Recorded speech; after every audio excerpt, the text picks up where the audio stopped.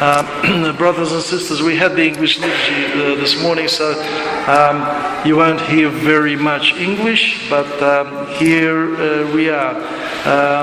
We heard the gospel, the first Sunday gospel reading was about the lawyer.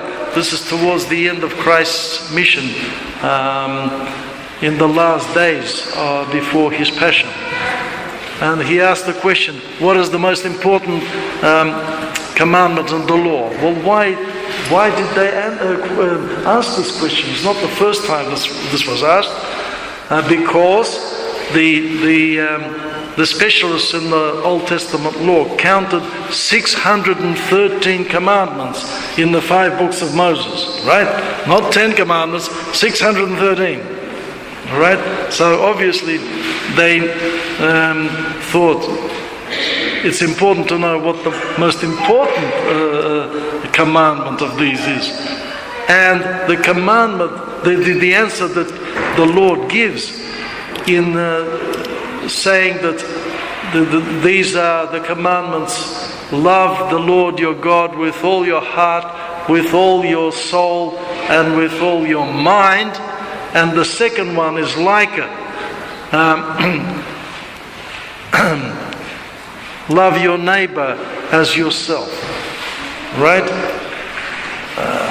Now, the Old Testament did not give the power to love either God or the neighbor. Only when Christ came, He is both God and neighbor to all of us, because He is the Son of God and He's the Son of Man, right? And He is the one who, first of all, heals human nature within Himself and becomes the vine, becomes the new Adam, so that when we are joined to Him in baptism, if we cooperate with Him, we can heal and put together our human nature eventually, right, gradually. So the fact that He is also our neighbor, He gives that answer in the parable of the Good Samaritan, because at the end of the parable, which was said also to answer the question of the Pharisee, who's my neighbor? So Christ said this parable, and at the end of it He said, well, who was the neighbor to the person who was attacked by the robbers? He said, the one who showed him mercy, that is the Samaritan one. He wouldn't even say that word, because the Jews hated Samaritans, they despised them. And the Pharisees called Christ Samaritan. Okay, that's why on purpose, he says a parable like that.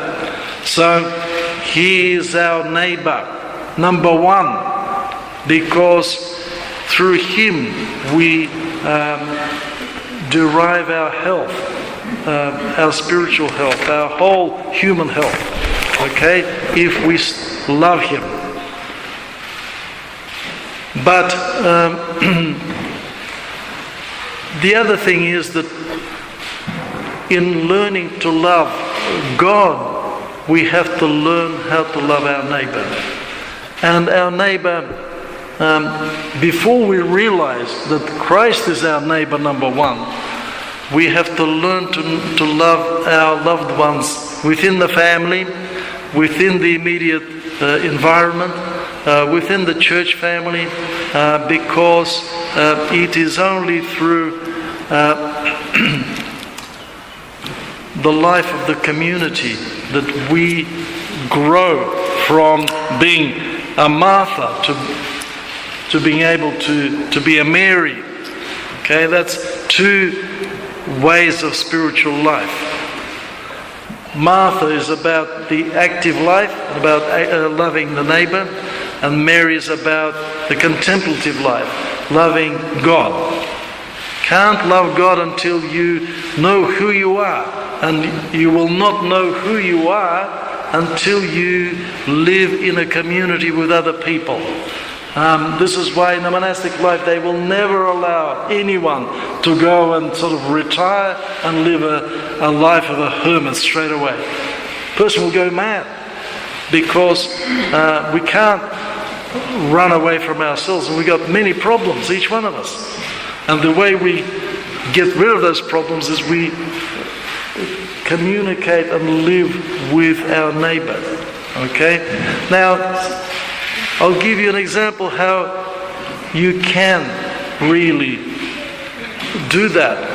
There are many people in our community who need moral support, a bit of love, friendship, affection. People who don't have much family. If you don't know people like that, come and ask me. Come ask Father Alexander. The Russian Council runs a special program. It's funded by the government. Visitation. But the church should be doing this too. And the church is not just priests. The church is everyone. It's all of us. So that's what we should do, right? And how to love God? Well, let's begin by wanting to communicate with Him, by praying. Then by loving the beauty of His house here, contributing to that in ways we can. We had to put up the scaffold, and I thank those people who have donated the scaffold, who have donated money for the continuation of this work. It wasn't so easy to get a few men to help put it up. Everybody's busy, but now we have to think, what's more important? Can I make something, something special for God? Just donate a couple of hours for a working bee at church. That's one way of loving God. All right, so that's enough for this morning. What I didn't explain was why Christ asked that question. After giving the answer that the most important commandment is the commandment of love, but then He said, whose son is the Christ? And they said, the son of David.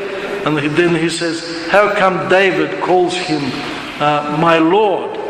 How can a father call his son my Lord? Right? So it made them think they couldn't figure that out. But it's because, of course, that Christ is God and man. And He was saying, you have God and your neighbor here in my person. So let's learn to love Christ. Amen.